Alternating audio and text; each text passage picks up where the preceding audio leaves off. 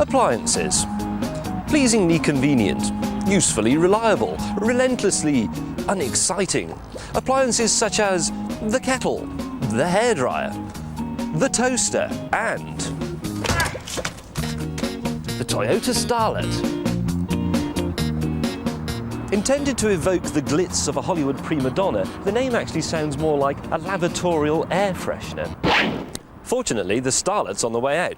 Toyota is suddenly taking the Super Mini very seriously indeed, and it's designed a replacement on a piece of paper this clean. They've given us the Yaris. Nice to see Toyota hasn't abandoned the silly name tradition and picked a handle that rhymes with Paris to suggest something très chic and fashionable. From 2001, they'll even be making it in France. Still sounds like it belongs around the U-bend, though. On the other hand, the Starlet's styling, which was a bit Van Ordinaire, has been junked in favour of something far more interesting. Have a look at that front grille. Weird. I think Toyota's gone a bit bonkers. Toyota's newfound bonkerness continues on the inside, starting with those little eyeball vents based on old pastry cutters. You sit up very high and in front of you there's this huge mound of plastic on the fascia, but no instruments, not as we know them, Jim. Instead, there's a digital display which floats in outer space in the middle and is viewed down this black hole. There are more black holes down here as well, saucy little cubbies for holding things. But I've got a gripe. Because this is a Toyota, the interior is available in the following range of colours. Rhinoceros. And look at the texture on that bit. Continuing the rhinoceros theme, that's been modelled on its bottom. The Yaris has a clever sliding rear seat. Enjoy limousine-sized legroom and a tiny boot, or no legs and room for your bags. So, plenty of Japanese TLC lavished on the styling. But what about the oily bits?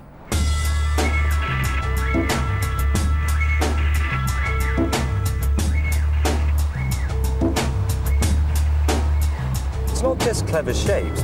Toyota decided, rightly in my view, that nothing short of an entirely new engine would do the trick.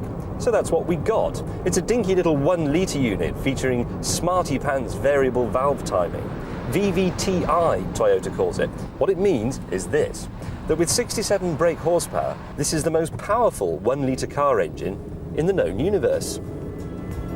The suspension is of a very conventional design, bits of bent metal, springs, that sort of thing. But again, it is all new and, claims Toyota, tuned to European tastes, whatever that means.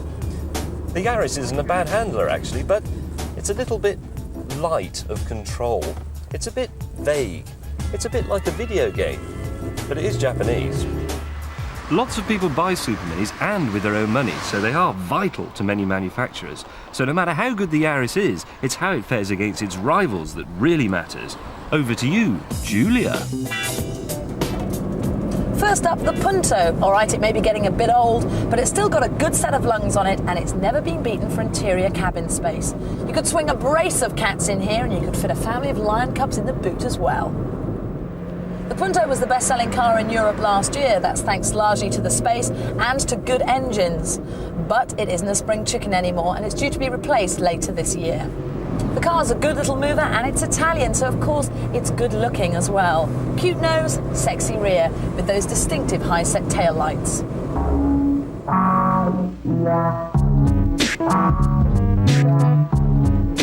The Ford Fiesta, the car that is everywhere, like geography.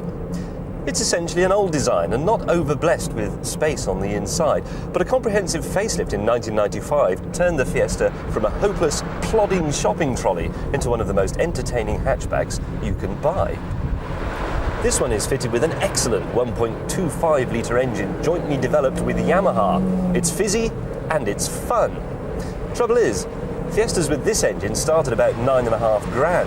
If you want to pay less, you get a wheezy old 1.3, not that distantly related to the one in your grandma's Ford Anglia.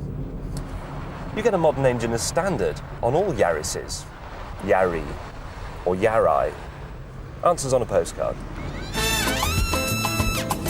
However, if it's French chic you seek, then voila the Renault Clio. Va-va-voom, as they say here in Milton Keynes.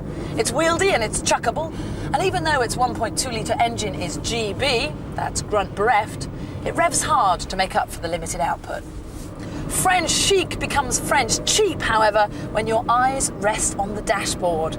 If the Yaris was rhinoceros grey, then this is elephant gris. There's less plastic on share. Now, someone at Peugeot has a really deep understanding of what makes a car feel good to drive. If you drive a £25,000 Peugeot 406 Coupe, you'll know exactly what I mean. Fortunately, you'll still know what I mean if you drive this 206. It's very pert and eminently pointable. Trouble is, it's a bit of a triumph of style over space. It's terribly cramped in the back. And something else I don't really like is the gear stick. It's a bit flippity-flop. Right, let's be sensible. Next to those flamboyant and flighty little French numbers, the VW Polo comes across as po-faced and German. This is the 1 litre L and it has 50 brake horsepower, which makes it rather slow. And you have to remember that the Yaris, same size engine remember, can rustle up 67 steaming, stamping and snorting nags to put at your disposal. But let's consider the real cost. Now the Polo is a very solidly made, classy piece of kit, and this is reflected in superb residual values. Buy the Polo and, rather like the Germans, you'll be laughing all the way to the Bundesbank. But in this car, do remember to leave plenty of time for your journey. So in the world of the super minis, the Yaris has got to beat the 206 in the style stakes, the Polo for pure fiscal sense, the Fiesta in the engine department, the Punto in the space race, and the Clio's certain, well, je ne sais quoi. Well, whatever that is, the Yaris hasn't got it. But it does have quite a bit going for it. It's got a great engine. It's actually quite nice to drive. It's got some really good touches. That instrument binnacle, these handy cubby holes for all Julia's handbags and makeup and things. The interior space is quite useful. It's sensible. It's practical. So are shoe trees. If there's one thing the Yaris isn't, it's sexy. So I'd have the Clio. Size matters, but only if you've got a small one. And the pert little Pug was my favourite, but nice try, Toyota.